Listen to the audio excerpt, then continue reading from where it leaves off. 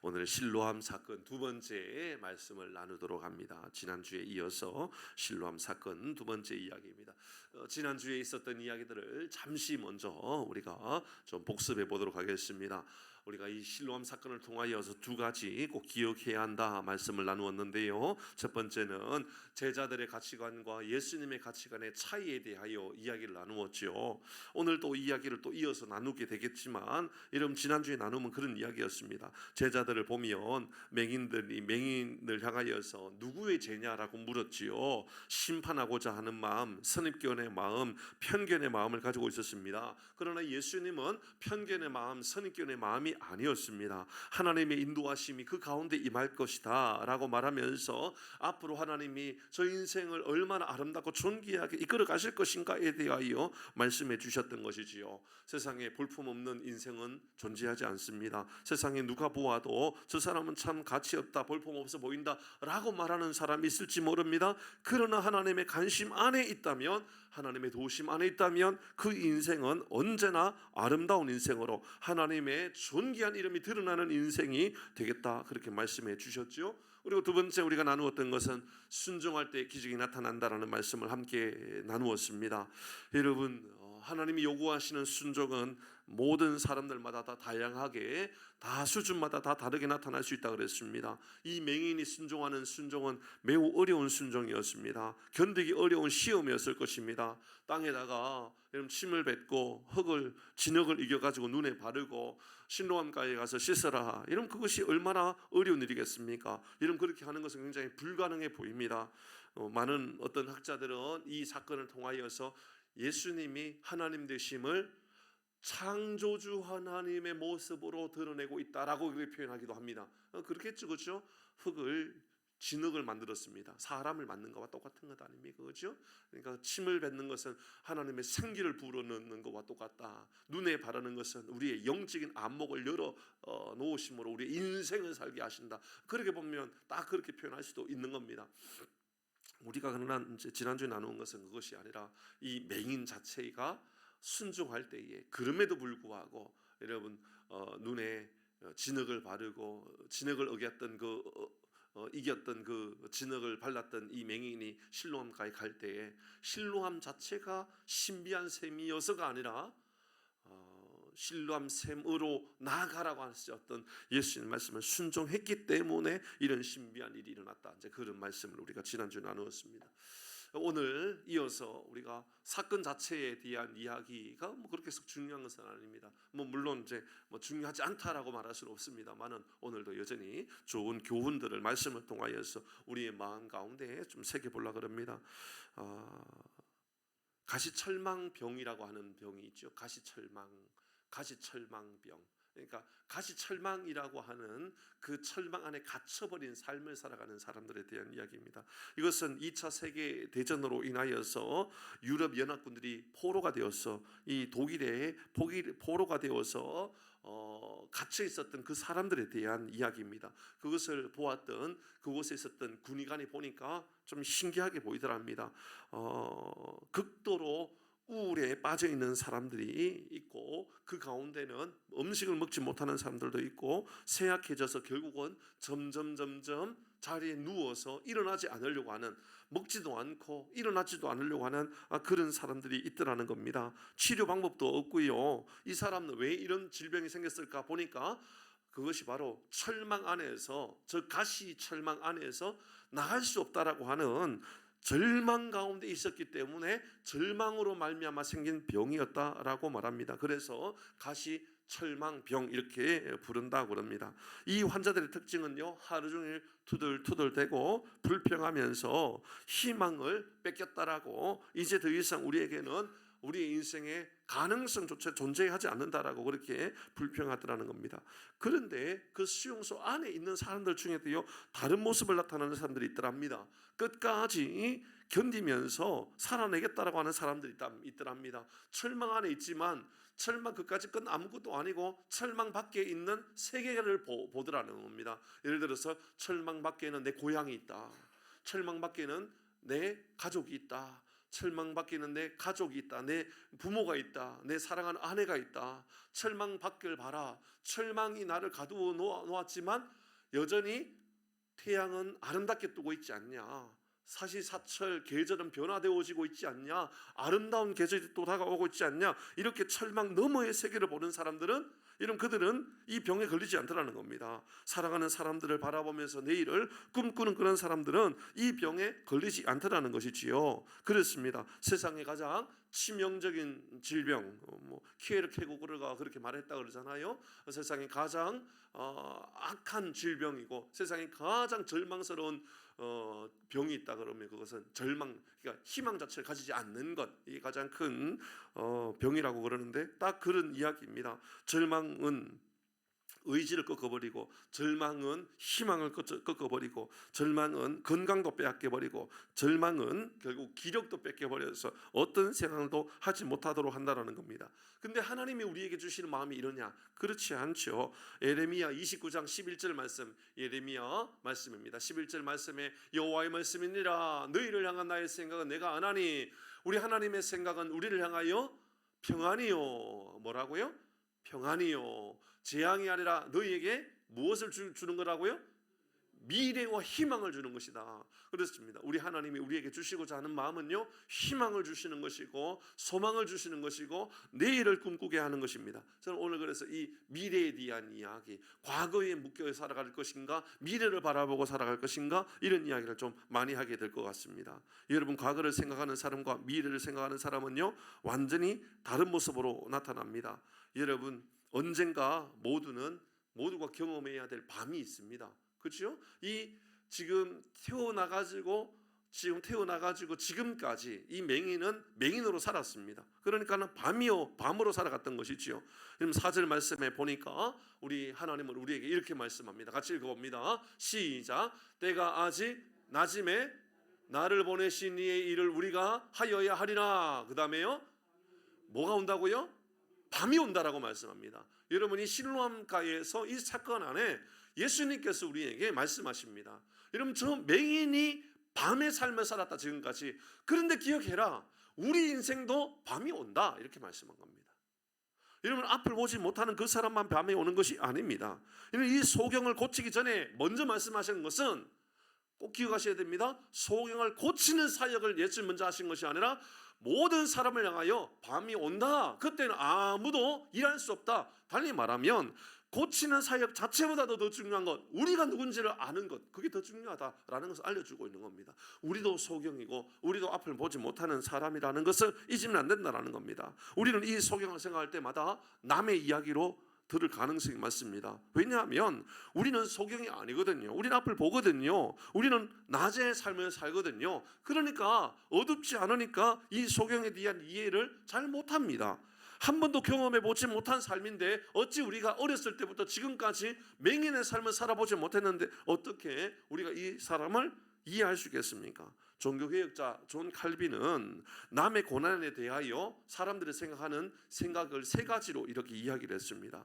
존 칼빈이 말하는 남의 고난에 대한 사람들의 생각, 첫 번째는요, 고난을 죄 때문이라고 생각하는 사람들이 의외로 많다는 겁니다. 무슨 죄를 지어서 저런 사람이 저렇게 어려움을 당해? 무슨 죄를 지었길래, 무슨 나쁜 짓을 했길래 저런 고난을 당해? 근데 여러분, 그렇게 사람들이 말하지만 사실 그렇지만은 않습니다. 여러분, 악한 사람들 중에도요, 꽤나 잘 사는 사람들이 많거든요. 부유하고, 그죠? 건강하게 살아가는 사람들이 많습니다. 그러니까 이 말은 틀렸음에도 불구하고 사람들은 꼭 잘 되고 안 되고를 죄의 문제를 결부시켜가지고 생각할 때가 꽤나 많이 있더라는 겁니다. 두 번째는 남의 고난에 대하여 이해심이 사람들이 별로 없더라는 겁니다. 남의 고난에 대하여 이해하려고 하는 마음이 없는 겁니다. 나 자신에 대해서는 굉장히 관대합니다. 근데 남에 대해서는 관대하지 않아요. 도리어 엄격하게 대합니다. 죄에 대하여, 고난에 대하여, 저 사람 한 사람에 대하여 판단하고자 하는, 엄격하게 판단하는 그런 모습들이 나타나더라는 겁니다. 세 번째는요, 자기는 예외라고 생각할 때가 많더라는 겁니다. 그 고난이 밤이 왔다라는 것은 남의 이야기지 내 이야기가 아닌 것처럼, 타인에게 있는 고난이 나에게는 오지 않을 것처럼 그렇게 생각하는 경우가 있다라는 겁니다. 사랑하는 성도 여러분, 오늘 예수는 우리에게 말씀합니다. 밤이 오리니. 이러면 이 말씀은 여러분 그곳에 있는 실로암 가뿐만 아니라 많은 사람들, 오늘날 이 시대에 이 교회에 앉아있는 우리를 향하여서도 똑같은 말을 하는 것 아닐까요? 우리도 고난이 올 수 있는 겁니다. 밤이 올 수 있는 겁니다. 아니, 밤이 반드시 오게 되어 있는 겁니다. 이 맹은 한 번도 세상을 본 일이 없습니다. 제자들은 자신들은 예외시 여기는 모습입니다. 소경이 되어서 태어난 이 사람을 볼 때에 불행하게 태어난 그 사람을 판단하면서 저 사람은 무슨 나쁜 일을 했기 때문에 그렇다라고 이야기하죠. 그런데 알고 보면 영원한 밤, 영원한 어둠의 세계에 영원한 삶을 들어갈 그 사람들이 그 주변에도 얼마나 많이 있는지 모르는 겁니다. 때가 아직 낮이다. 그러나 밤이 온다. 때가 아직 낮이다. 밤이 온다. 그 다음에 예수님께서 뒤에 5절의 말씀을 보면 내가 빛이다. 그러니까 예수님께서 이런 말씀을 하고 있는 것을 보면 우리가 예수님을 만나기 전까지는 어두움의 세상에 살 수밖에 없고, 예수님을 알지 못하고 예수님과 함께 예수님과 깊은 은혜의 삶을 살지 못하면 우리의 인생은 영원한 밤의 인생이 된다는 것을 누누이 설명하고 있는 겁니다. 건강에도 밤이 올 수가 있지요. 저를 비롯하여 많은 사람들은 이런 건강의 어려움이 올 수 있습니다. 자신만만하게 하면 안 되는 겁니다. 나는 예외다, 그렇게 말하면 안 됩니다. 우리도 아플 수가 있는 겁니다. 저는 이번 한 주간 장례도 있었고 이런저런 바쁘고 분주한 일이 많았는데 목에 담이 와가지고요 일주일 내내 고생했습니다. 사실 지금도 아직까지 풀리지 않았습니다. 이게 파스를 붙여도 잘 낫지 않습니다. 여러분, 목에 담이 조금만 와도요 생활하는데 얼마나 어려운지 모릅니다. 고개를 돌릴 수가 없습니다. 이게 갑자기 목이 곧은 백성이 되어버립니다. 고개를 숙일 수가 없어요. 이게 고개를 좀 숙여지는데요. 이러면요 목부터 어깨까지 막 아파요. 이게 어떻게 할 수가 없는 겁니다. 저희 아내는 빨리 병원에 가서 침을 맞아야 되지 않냐 하지만 제가 스스로 알잖아요. 여러분, 자기 병에 대해서는 굉장히 다 의사가 되어버리는 거, 그렇죠? 내 병은 내가 안다. 내 병은 내가 압니까 모릅니까? 잘 모르면서 다 우리가 명의가 됩니다, 그렇죠? 아주 대단한 명의가 돼가지고, 명의입니까 돌팔입니까? 돌팔입니다. 그러니까 내가 내 스스로의 병을 다 진단하고 처방까지 다 합니다. 그러면서 저희 아내한테 처방 전 제가 이야기했잖아요. 목침 가지고 와라. 목침에 누우면 다음에 낫겠다. 다음에 낫던가요 안 낫던가요? 안 났습니다. 이게 한 주간의 삶이었습니다. 아직까지 그래도 어제부터는 조금 나았습니다. 조금 나아지고 있습니다. 하나님 저에게도 넌 목이 너무 고된 것 같다 그런 말씀하신 것 같습니다. 지난주 우리 교회에는 장례가 있었습니다. 지난 11월 달에 등록하여서 우리 정한용 집사님은 항상 밝은 얼굴을 우리에게 보여주었습니다. 항상 기쁜 마음으로 예배드리고 있구나. 항상 감사하는 마음이구나. 항상 참 그래도 하나님 앞에 나가는 것을 가장 즐거워하고 신방하고 말씀을 전할 때에는 말씀에 주목하고 말씀을 읽는 것을 내가 열심을 다하겠다라고 제가 그렇게 이야기를 들을 때에 제 마음이 얼마나 기뻤는지 모릅니다. 그런데 하나님께서 새벽에 하나님께서 데리고 가셨습니다. 새벽마다 하나님께 하나님 살려주십시오. 하나님 우리 정한영 집사님 하나님 살려주십시오. 그렇게 하나님께 아뢰었는데 하나님께서 월요일날 우리 하나님 부르셨습니다. 참 이런저런 아픔 이야기들 참 많이 듣게 되었습니다. 가족을 통하여서 또 자녀를 통하여서 또 누님을 통하여 이런저런 이야기를 들으면서 밝은 얼굴 뒤에 그 이면에는 참 어두운 인생이 있었구나. 얼마나 고통스러운 인생이었을까 생각해 보게 되었습니다. 재물도 밤에 올 수 있고요, 젊음도 밤에 올 수 있습니다. 여러분 교만하면 안 됩니다. 건강도요 있을 때 잘 지킬 수 있어야 됩니다. 여러분 전도도 할 수 있을 때 해야만 하는 겁니다. 여러분 하나님께서 우리에게 전도의 시간들을 만들어 놓으셨으면 아직 인생의 밤이 아니구나. 하나님께서 낮에 우리 주님께서 함께 하시는구나. 요거 끝나고 나면 이제 세월이 더 흐르면 밤이 올 수 있고, 그러면 우리 인생은 다 흑암의 인생의 삶을 살 수밖에 없겠구나. 이런 생각을 가질 필요가 있는 겁니다. 어떤 목사님께서 이제 부산에 내려갔다가 올라오는 길이었는데 기차 안에서 이제 화장실에 좀 볼 일이 있어서 화장실에 갔다가 보니까는 화장실 인근 지역에 그 주변에 한 젊은 청년이 난간을 이렇게 붙잡고 있더랍니다. 옛날 기차 같아요. 그러니까 이게 난간을 붙잡고 있는데 술이 아주 만취되어 있는 상태더랍니다. 얼굴이 뭐 보통 얼굴이 아니고 너무너무 괴로워하는 그런 얼굴의 모습을 가지고 있더랍니다. 화장실을 갔다가 나오는데 이런 마음이 들더랍니다. 야, 내가 복음을 전해야 되겠다. 저 청년 저렇게 세상에 참 아픈 마음을 가지고 살아가는 저 청년, 내가 복음을 전해야 되겠다. 생각해 보니까는 또 자기 옆자리가 비어 있다라고 하는 것을 생각이 나더랍니다. 자기 옆자리가. 그래서 이 사람을 내가 전도해야지, 자리를 들고 가야지라고 생각하고 가려고 하는데 갑자기 이제 이런 생각이 또 들더랍니다. 와가지고 취객인데 또 행패를 부리거나 시끄럽게 하면 다른 사람들이 얼마나 힘들어할까. 그런 마음에 그래, 또 혹시 하나님께서 또 다른 기회를 주시지 않겠나라는 마음으로 자리에 돌아갔답니다. 자리 조금 들어가고 나서 얼마 있지 않아서 밖에서 뭐 웅성웅성대는 굉장히 시끄러운 소리가 들리더랍니다. 근데 한 사람이 막 나와가지고 그 문을 열어서 하는 이야기가 지금 사람이 죽었다고, 그 청년이 죽었다라는 겁니다. 그때 이 목사님의 마음에 이런 마음이 들더랍니다. 내가 너한테 그 청년 살리라고 했지 않냐? 내가 너 그 청년을 살리라고 그랬는데 너는 왜 너의 생각만 고집을 피우고 있냐? 여러분, 아주 중요한 교훈이 우리에게 있습니다. 하나님은 우리에게 살리라고 말씀하실 때가 있습니다. 하나님은 우리에게 움직이라고 말할 때가 있습니다. 하나님 지금 우리가 움직여야 될 때라고, 그렇지 않으면 밤이 올 거라고, 우리 인생도 밤이 올 거라고 말씀하고 있는 겁니다. 여러분, 이런 일을 당하고 나면 우리가 꼭 기억해야 될 말씀이 있습니다. 에스겔 33장 6절 말씀입니다. 같이 읽습니다. 시작. 그러나 칼이 임함을 파수꾼이 보고도 나팔을 불지 아니하여. 자, 여기까지입니다. 칼이 임함을, 이러면 전쟁이 일어났고요, 어떤 어려움을 당하였습니다. 심판이 임하였습니다. 그런데 파수꾼이 보고도 나팔을 불지 않았습니다. 그 다음에 백성 같이 합니다. 시작. 백성에게 경고하지 아니하므로 그 중에 한 사람이 그 임하는 칼에 제거당하면 그는 자기 죄악으로 말미암아 제거되려니와, 그 다음입니다. 그 죄는 내가 파수꾼의 손에 찾았겠다.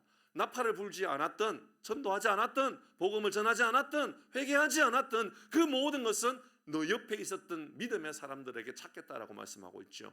여러분 주변에 우리가 영혼의 구원을 위하여 달려가지 않았던 그 사람을 내가 구원하지 않으면 이 모든 것은 우리 하나님께서 모든 죄를 우리 손에서 찾겠다라고 말씀하셨음을 기억해야 됩니다. 하나님 우리에게 부르셨고 보내셔서 하나님 말씀하셨음을 우리가 기억해야 되는 것이죠. 자, 이 어두운 밤에 이 아들에게 이 어두운 밤에 있는 이 모든 이들에게 예수님께서 내가 세상에 있는 동안에 빛이다. 5절 말씀 그렇게 말씀하죠. 내가 세상에 있는 동안에 세상의 빛이다. 그러니 예수님을 만나면 어두움에 있는 삶을 다 살아가는 사람들이 낫게 되겠다. 그러니까 예수님이 하시는 이야기는 지금 실로암가에 있는 이 맹인에 대한 이야기지만 알고 보면 이 우주 만물에 있는 모든 사람들을 향하여 하는 이야기인 것이죠. 눈에 발라야 된다. 진흙을 발라야 된다. 예수님이 우리 삶에 들어오셔야 된다. 예수님 말씀을 순종해야 된다. 그래야 살아난다. 이 말씀을 계속 이야기하고 있는 겁니다. 밤이 오기 전에 일을 해야 됩니다. 여러분, 예수님께서 주시는 기회를 놓치면 안 됩니다. 기회가 지나가면 다 끝나게 되는 겁니다. 어두움이 오면 아무도 일할 수가 없습니다. 가장 어리석은 생각은 나에게는 밤이 오지 않겠다라고 하는 생각 아니겠습니까? 히브리서 9장 27절에 한 번 죽는 것은 사람에게 정해진 일이지요. 그 이후에는 심판이 있겠다라고 말씀했습니다. 전도서 9장 7절에 10절의 말씀에 보면 내 손이 일을 얻는 대로 힘을 다하여 할지어다. 내가 장차 들어갈 서울에는 일도 없고 계획도 없고, 우리가 죽고 나면 그 말입니다. 우리가 우리의 시간을 다 보내고 나면 일도 없고 계획도 없고 지식도 없고 지혜도 없고 아무것도 없다. 어떤 한 할아버지가 예전에 보니까 뭐 그런 게 있었어요. 80대 할아버지인데 농사를 짓는 그 할아버지가 이게 노래를 불러요. 가사를 제가 잘 모르니까 노래를 부르는데 잘 들어보니까는 그 노래를 부르는 노래인지 그냥 궁성궁성 되는지 어떤 말을 하는데 그 멘트가 너무 좋은 거예요. 80대 할아버지의 이 말이 너무 멋있는 거예요. 그래서 도대체 그게 뭔가 봤더니 노래 가사더라고요. 저는 잘 모르니까. 그러니까 여러분 혹시 아는지 모르겠는데 그 나훈아의 노래 중에 고장난 벽시계 아시죠, 그죠? 아시는 분들은 수상한 겁니다. 잘 아시는 분들 계시죠, 그죠? 노래 부르실 수도 있나요? 장로님 아세요? 가사는 아세요? 예, 제가 제 아내한테 일부러 물어봤거든요. 뭐 진짜 모르는 건지 하여튼 모른다고 하더라고요. 고장난 벽시기의 가사 아세요? 여러분, 가사가 이런 내용입니다. 청춘아, 너는 어찌 모르는 척 있느냐? 모르는 척하고 있느냐? 청춘아, 너는 어찌 모르는 척하고 있느냐? 나를 버린 사람보다 네가 더 무정하다. 세월 말합니다. 세월. 나를 버린 사람보다 세월 네가 더 무정하다. 뜬구름, 2절인 것 같더라고요. 뜬구름 쫓아가다가 돌아봤더니 어느새 흘러간 청춘 다 흘러갔더라. 그 다음입니다. 고장난 벽시계는 멈췄는데 저 세월은 고장도 없네. 이 말입니다. 고장난 이 벽시계는 멈췄었는데 우리의 인생은, 우리의 세월은 고장도 안 납니다. 그냥 다 흘러갑니다. 다 흘러갑니다. 저는 이 말씀을 통하여서 우리에게 주시는 아주 큰 교훈이 있다라고 저는 생각을 했습니다. 첫 번째는 과거에 묶여있지 말고 미래를 바라보는 인생이 되어야 되지 않겠습니까? 여러분, 2절 말씀에 맹인, 그 맹인을 바라보는 제자들의 이야기입니다. 이 사람이 맹인으로 난 것이 누구의 죄로 임함이니까. 누구 죄 때문입니까? 저 사람 때문입니까? 부모 때문입니까? 그건요, 과거를 회상하면서 누구의 죄로 말미암는 것 아니냐라는 것 아닙니까? 예수님 하시는 대답은 이거 하나님이 하시는 일을 드러내기 위함이다. 그건 과거에 아니라 하나님이 하시던 일을 드러냈다가 아니라 드러내시기 위함이다. 미래를 바라보는 것이시죠. 그러니까는 이 제자들은 과거를 돌아보면서 누구의 죄냐 물을 때에 예수님은 아니다. 미래로 나가는 것이다. 과거에 묶여 있는 사람이 아니라 미래를 나가는 사람을 살아가는 것입니다. 이런 끊임없이 과거를 회상하는 사람이 있습니다. 아닙니다. 여러분, 우리는 미래를 나가는 사람들입니다. 많은 이들이 불행의 원인을 과거에서 찾습니다. 누구의 죄 때문에, 부모의 탓 때문에 매번 과거에 묶여서 살아갑니다. 부모가 가난해서, 부모가 무능해서, 부모가 물려준 것이 없기 때문에 내가 이렇게 어렵다고 생각합니다. 다 과거에 묶여 있는 것이지요. 이렇게 소경이 된 것은, 여러분, 소경이 된 것은 나 자신의 죄 때문은 아니겠지요. 이는 당연히 이로 말미암는 것이면 부모의 죄로 말미암는다라고 생각했을 겁니다. 그러니까 이런 8절에 보면 그 사람이 가난하게 살아갑니다. 뿐만 아닙니다. 여러분, 그는 아마도 모르긴 해도 부모와 사이도 안 좋을 겁니다. 왜냐하면 부모의 죄로 말미암는 것이라면 부모와 사이가 좋을 리도 없고요. 이런 미래에 대한 준비의 마음도 없을 겁니다. 그러니까 항상 투덜투덜대고 항상 불만 가운데 살아가니, 이런 과거에 묶였을 때에 나타나는 가장 중요한 모습은 결국은 과거의 영향을 받고 앞으로 나가지 못하는 모습을 보게 되는 겁니다. 이것이 어쩌면 사탄의 전략이 아닐까요? 예수님은 그렇게 말씀하지 않았습니다. 하나님이 하시는 일을 드러내고자 합니다 라고 말씀하시는 것은 이제 미래의 밝은 길로 나가기 위하여 하나님이 그의 인생에 개입하시고 하나님이 그의 인생에 친히 함께 하실 것이다 라고 말씀하신 겁니다. 여러분, 이 말씀이 좀 어렵죠? 그러나 좀 이해하기 쉬운가 한번 생각해 볼까요? 여러분, 성경에 나오는 인물들, 모세 생각해 보십시다. 모세가 어떤 사람이었습니까? 모세가 애굽에서 동족을 돌로 쳐 죽였습니다. 그죠? 죽였습니다. 그 죽인 것으로 인하여 도망갔지요. 그래서 미디안 광야에 40년의 시간을 보냅니다. 그러면서 40년의 시간 동안 그는 어떤 마음을 가졌을까요? 이런 마음을 가지겠죠. 내가 지은 죄가 많아가지고, 내가 못돼가지고, 나의 잘못으로 누군가의 상처를 주었기 때문에, 큰 피를 했기 때문에, 그래서 40년의 시간을 보낸다라고 생각하고 있다 그러면 그는요, 아무것도 할 수 없는 인간으로 끝나버릴 겁니다. 여러분, 그렇습니다. 바로 모세는 그런 사람이었습니다. 그러니까 하나님께서, 야 모세야, 내가 너를 통하여서 위대한 일을 맡길 거야. 하나님께서 떨기나무 아래에서 하나님께서 그렇게 말씀하지 않았습니까? 내가 너와 함께 할 거니 걱정하지 마라. 너는 나의 백성들, 이스라엘 백성들을 출애굽을 시킬 사람으로 내가 너를 쓸 거다. 하나님, 나는 말할 수 없는 사람입니다. 보시지요, 나는 말 못하는 사람이라고 말합니다. 나는 내 입술이 우두는 사람이라고, 나는 말 잘못하는 사람이라고, 그런 말을 하는 사람입니다. 그러니까 하나님은 뭐라고 말씀하십니까? 아니야, 그러지 마라. 내가 함께 하는데, 내가 벙어리를 누가 만들었고, 내가 기머거리를 누가 만들었고, 누가 이 세상의 모든 사람을 만드는지 너는 그렇게 이해를 못하냐? 하나님께서 야단치듯이 말씀하셔서 그를 보내지 않았습니까? 그럴 때에 하나님은 그를 통하여 위대한 역사를 만들어가지 않습니까? 이러면 나 자신의 연약함, 죄악, 나의 부족함, 이런 상처들, 그런 것만 바라보면요, 그래서 과거에 묶여있어 살아가는 삶을 살아가는 겁니다. 하나님은 모세에게 너 그렇게 살지 말고 내가 너와 함께하는 거니까 걱정하지 말고 미래를 향하여 나가라고 말씀하고 있죠. 요셉도 그렇지 않습니까? 요셉도 우리가 알고 있는 것처럼 17세에 여러분 형제들에게 고난을 당하고 종으로 팔려버리지 않습니까? 청소년 시기일 때에 애굽의 종으로 팔려갔습니다. 여러분 또 그곳에서 보디발 장군 맞나요? 갑자기 생각이 이상하네. 맞죠? 예, 보디발 장군 맞습니다. 보디발 장군의 아내의 유혹에 모함을 당하고 감옥에 들어갑니다. 그리고 이제 이 애굽에서 13년 동안 그곳에서 종으로 살기도 하고 그곳에서 감옥에 갇히기도 하고 별의별 고난을 당합니다. 그런데 이 요셉의 마음에 이 모든 게 과거의 모든 고난과 어려움으로 말미암는다고 생각해 보십시다. 그러면 누구를 탓하게 될까요? 형을 탓하게 될 겁니다. 가족을 탓하게 될 겁니다. 부모를 탓하게 될 겁니다. 부모가 바로 핸들링 해주지 않아서 그렇다고, 부모가 나를 도와주지 않아서 그렇다고, 자색 옷을 입히면 뭐하냐고, 내가 그런 꿈을 꾸면 뭐하냐고, 이런 마음을 가지고 한탄하면서 살아가게 될 것입니다. 그러나 요셉이 그런 사람이었습니까? 아니지요. 하나님은요 요셉에게 위대한 내일을 꿈꾸는 사람으로 만들어 주셨습니다. 창세기 45장 5절 같이 읽습니다. 시작.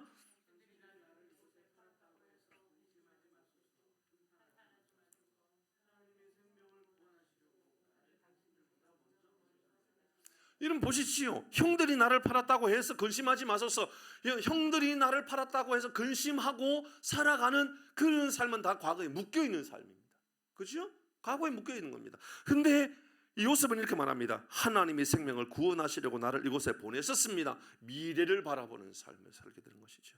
사랑하는 성도 여러분, 과거 이야기에 여러분 우리의 인생이 이러면 빠져 있으면 안 되는 겁니다. 옛날 이야기에 속으면 안 되는 겁니다. 예전에 우리는 이런 말로 여러분 우리 교회가 세워지면 안 되는 겁니다. 저는 이 말씀을 묵상하면서 그런 생각이 들었습니다. 우리 교회가 더 아름답고 존귀한 교회, 영광스러운 하나님의 영광이 되는 교회가 세워지려 그러면 과거를 회상하는 교회가 아니라 미래를 준비하고 미래를 향하여 나아가는 교회가 되어야 된다. 분명한 겁니다. 여러분 과거에 전에 우리 교회에 대한 이야기 우리 교회 성도의 반 이상 잘 몰라요. 그렇지 않습니까? 노성래 집사님 우리 교회의 역사에 대해 잘 압니까? 잘 모르죠. 그죠? 우리 이곳에 있는 대부분의 집사님 이곳이 아니라 이제 예를 들어서 2부 예배 때 한번 보십시오. 2부 예배 때 보면요 성도들의 반 이상은 우리 교회 역사에 대한 관심이 없습니다. 그죠? 그런데 오래 있는 분들이 이제 과거에 이야기합니다. 우리 교회가 옛날에는 이 옛날에는 추억을 떠올리는 것은 한두 번으로 끝내십시오. 그리고 우리가 나가야 될 것은 미래를 꿈꾸는 겁니다. 앞으로 우리 하나님께서 우리 교회에 이렇게 역사할 거라고, 하나님께서 우리 교회에 이렇게 만들어 가실 거라고. 여러분 과거에 여러분의 인생의 어려운 일들을 생각하면서 내가 옛날에 이러이러했지 그런 이야기를 가지지 마시고 앞으로 나는 이런 삶을 살 거야. 하나님께서 내 인생에 이렇게 개입해 주실 거야. 하나님께서요 지금까지 앞을 보지 못했던 이 맹인이 캄캄한 어둠의 인생을 살아서 앞을 바라보고 나갈 수 없는 인생이었다 할지라도 하나님이 그에게 이제 맹인의 눈을 열어서 하나님께서 그걸 밝혀주셨던 것은 이제 앞으로 나가도록 인도하시는 길 아니었을까요? 하나님 우리에게 이런 마음을 주십니다. 사랑하는 성도 여러분, 과거에 묶여있는 삶이 아니라 한 번도 살아보지 않았지만 이제 앞으로 하나님께서 주신 새로운 내일을 꿈꾸는 우리 모든 교우들 되기를 주의 이름으로 축복합니다. 두 번째는 갇힘에서 열림으로 변화된 모습들을 우리에게 알려주고 있습니다. 앞을 전혀 보지 못하는 인생이었습니다. 그러니까 앞을 보지 못했으니까 갇혀있는 것이지요. 그는 한 번도 인생이 열렸다라고 생각하지 않았을 것입니다. 부모의 관계도 닫혀버렸을 것입니다. 갇혀버린 인생이었을 것입니다. 그린으로 살아갔으니 경제적으로도 갇혀버린 인생이 되었을 것입니다. 건강으로도 갇혀버린 인생이었을 것입니다. 죄로 문제로 인하여도 갇혀버린 인생이었을 것입니다. 여러분 제자들이 그렇게 말했다면 아마 많은 사람들도 다 이 사람은 부모의 죄로 말미암는 것 아닐 거야 라는 마음을 가지고 갇혀버린 그런 삶을 살게 했을 것입니다. 그런데 예수님은 그를 열어놓으셨습니다. 소경이었을 때 이제 모든 것은 닫혀버렸었는데 예수님을 만남으로 인하여 다 열려버렸습니다. 근데 말씀을 잘 보면 육신의 눈, 이 육 안의 소경뿐만 아닙니다. 사실 알고 보면 예수님을 만나고 나면 육안만 열리는 것이 아니라 영안도 열리게 되어 있습니다. 영적인 안문도 다 열리게 되어 있습니다. 여러분 11절 말씀을 빨리 펴보겠습니다. 11절 보니까 대답하되, 이 사람이 하는 이야기입니다. 예수로 하는 그 사람이, 예수님을 뭐라고 부르죠? 그 사람이라고 부릅니다. 이 맹인이요, 예수님을 향하여 그 사람, 예수님에 대해서 안다 모른다? 모르는 사람이라는 겁니다. 그 사람이, 이것은 끝나지 않아요. 15절입니다. 여전히 그는 이렇게 말했습니다. 바리새인들도 그가 어떻게 보게 되었는지 물으니 이르되, 그 사람이 진흙을 내 눈에 바르매. 그 사람이라고 말했습니다. 그런데요, 눈이 밝아진 이후에, 그가 밝아진 이후에 그가 어떻게 변화되어집니까? 17절의 말씀에 보니까 이렇게 말합니다. 그가 이렇게 말합니다. 이에 맹인되었던 자에게 다시 묻되, 그 사람이 내 눈을 뜨게 하였으니 너는 그를 어떠한 사람이라고 하느냐? 라고 물으니까 그가 하는 말이 선지자인 것 같습니다 라고 말합니다. 근데 좀 부족하죠, 그죠? 선지자가 아니잖아요, 그죠? 말씀 마무리할 때에 이렇게 말합니다. 32절 말씀 펴보십시오. 32절에 창세로부터 맹인으로 난 자의 눈을 뜨게 하였다 함을 듣지 못하였으니, 이 맹인이 하는 말입니다. 33절 같이 합니다. 시작. 이 사람이 하나님께로부터 오지 아니하였으면 아무 일도 할 수 없었다. 여러분, 이 사람은 결국은 예수님이 하나님이라고 하는 것을 말하고 있습니다. 처음에 이 사람이라고 말했는데, 이 사람은 지금 하는 이야기가 하나님이 보내주셨다, 달리 말하면 이분은 하나님이다 라고 하는 것을 말하고 있는 것입니다. 살아가는 성도 여러분, 우리의 영적인 안목도 열려지기를 바랍니다. 하나님이 나의, 예수님이 나의 구원자로 보여지는 삶을 살아가기를 주의 이름으로 축복합니다. 여러분, 확실한 증거자의 삶을 살게 되었습니다. 그럼 결국은 자녀의 관계도 열리게 되고, 경제적인 것, 사회적인, 정치적인 모든 삶의 관계들도 다 열리게 되는 것 아니겠습니까? 이 사람은 육안만 열리는 것이 아니라 영안도 열려지는 삶을 살게 되었다. 오늘 말씀의 마무리입니다. 말씀을 마무리합니다. 사랑하는 교우 여러분, 우리의 인생, 과거에 묶여서, 과거에 매여서 살아가는 인생이 아니라 미래를 꿈꾸고 미래를 바라보는 인생, 하나님께서 주신 은혜로 인하여 이제 갇혀버리고 닫혀버린 인생에서 열려진 인생의 삶을 살아가는 우리 모든 교우들 되기를 주의 이름으로 축복합니다.